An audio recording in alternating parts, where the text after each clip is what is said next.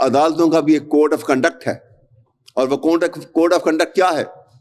وہ یہ ہے کہ باقاعدہ طور پہ یہ درج ہے مستند طریقے سے کہ عدالت کا سردیوں میں گرمیوں میں اوقات کار کیا ہیں، صبح کتنے بجے عدالت نے لگنا ہے اور کتنے بجے برخاست ہو جانا ہے۔ اب تک میری نظر میں اتنی سینیورٹی کے باوجود ایسا کوئی اوقات کار نہیں دیکھا کہ رات کے 11 بجے اور 12 بجے جج بیٹھا ہوا اور وہ ایویڈنس ریکارڈ کر رہا ہو اور بار بار کہہ رہا ہو کہ جناب میری تو مجبوری ہے، میں نے تو بیٹھنا ہے۔ یہ کس کو بدنام کر رہا ہے؟ وہ گیم کھیلنے والے تو آج پھر اوتھ لے کے بیٹھ گئے۔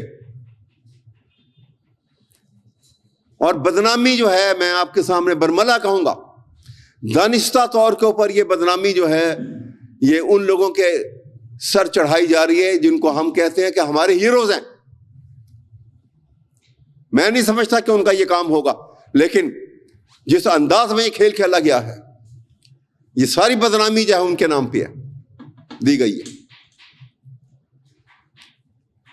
اگر اس کا بر وقت نوٹس نہیں لیا گیا تو اس کا بڑے نقصانات ہوں گے۔ میں نے آپ کو پہلے بھی بتایا تھا کہ 2 پرون اٹیک ہے پاکستان کے اوپر۔ پہلا اٹیک کا جو حصہ تھا کہ اکانومی تباہ کر دو اس ملک کی، اکانومی تباہ، 16 مہینوں میں اکانومی تباہ ہو گئی۔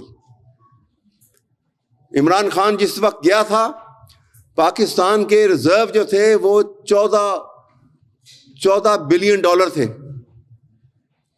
اور 2021 میں پاکستان کی تاریخ کے سب سے ہائیسٹ جو فورن ایکسچینج کے ریزرو تھے وہ 28 بلین 28 ارب ڈالر تھے، ایور ہائیسٹ۔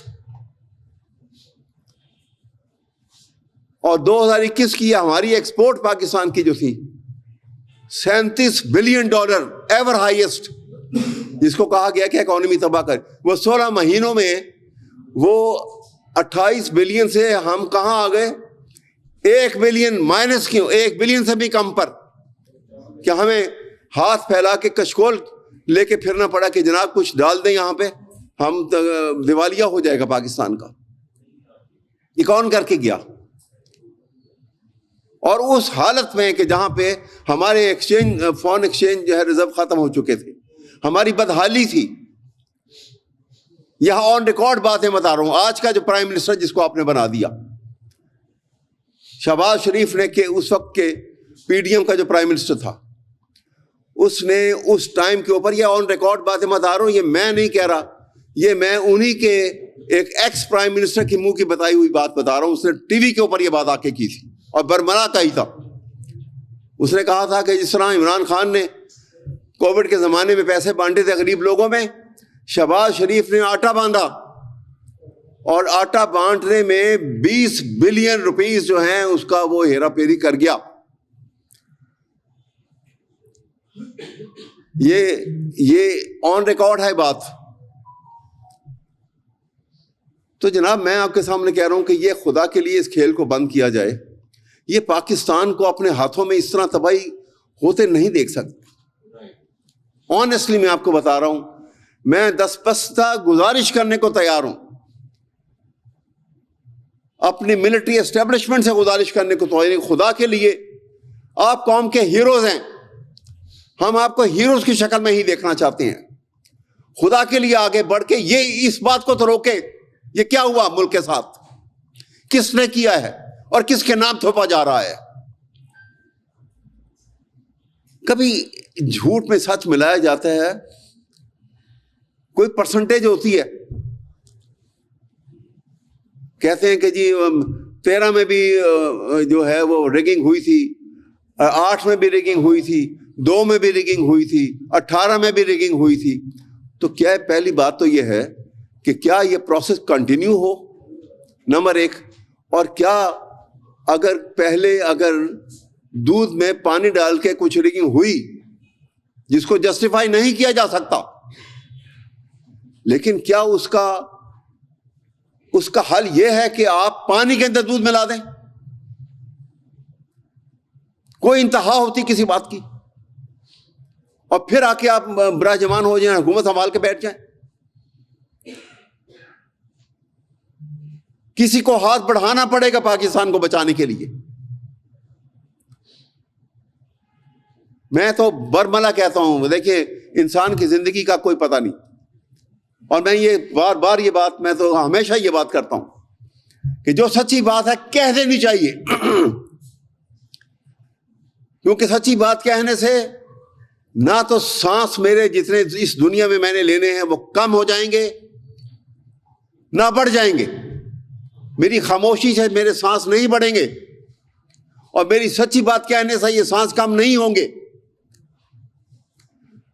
اگر مرنے سے پہلے میرے جسم میں کوئی تشدد ہونا ہے تو وہ ہو کے رہے گا، میں تیار ہوں اس کے لیے، ہر پاکستانی تیار ہے، لیکن ہم ملک کو بچانا چاہتے ہیں.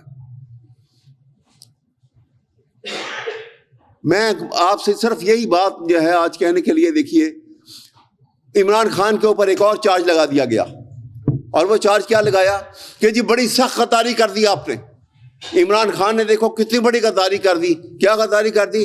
IMF کو لکھ کے بھیج دیا. کیا لکھ کے بھیج دیا؟ بات کو تو بڑھا کے کہاں تک لے جائیں. عمران خان نے صرف یہ لکھ کے بھیجا کہ آپ اپنا جو کچھ آپ یہاں پہ کر گئے تھے اور کہہ گئے تھے اور ایگریمنٹ ہو گیا تھا، اس کی تصدیق کے لیے آپ اس کی الیکشن کی آڈیٹنگ کروا لیں. اس میں کیا برائی کی؟ ہاں ملک سے غداری ایک وقت ہوئی تھی، وہ میں آپ کو بتاتا چلوں. میں آپ کو بالکل ہسٹری سے بات بتا رہا ہوں، کوئی اپنے پاس سے نہیں ہے. 1990 6 اگست 1990 غلام اسحاق خان نے محترمہ بے نظیر شہید کی حکومت کو توڑ دیا، اور پیپل پارٹی کی ہائی کمانڈ، یہ ریکارڈ سے ہے، ہسٹری ہے، ہسٹری کا جو کہتے ہیں نا، ہسٹری کا قلم جو ہے بڑا کیئرلیسلی چلتا ہے. پیپل پارٹی کی ہائی کمانڈ نے پاکستان کے نیوکلیر پروگرام کا کمپلیٹ بلو پرنٹ جا کے امریکہ کے اسٹیٹ ڈپارٹمنٹ کے حوالے کر دیا، اور اسٹیٹ ڈپارٹمنٹ نے اس بیس کے اوپر، آپ کو یاد ہوگا پریسلر امینڈمنٹ آئی تھی، پریسلر امینڈمنٹ بل پیش ہوا اور پاس ہو گیا.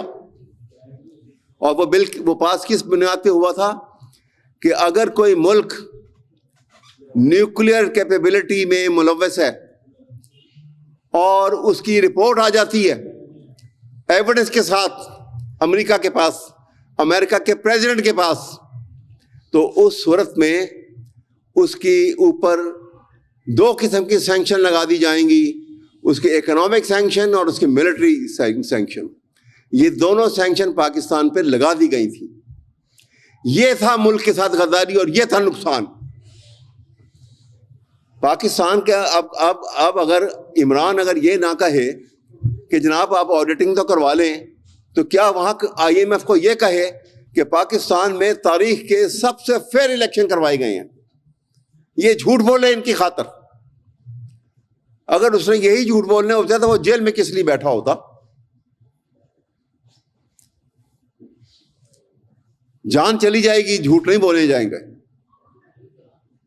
یہ PTI کی لیڈرشپ کا یہ ایک فیصلہ ہے. ہم سب جو ہیں نیشنلسٹ ہیں، پاکستان کے لیے اپنی جانیں دینے کو تیار ہیں.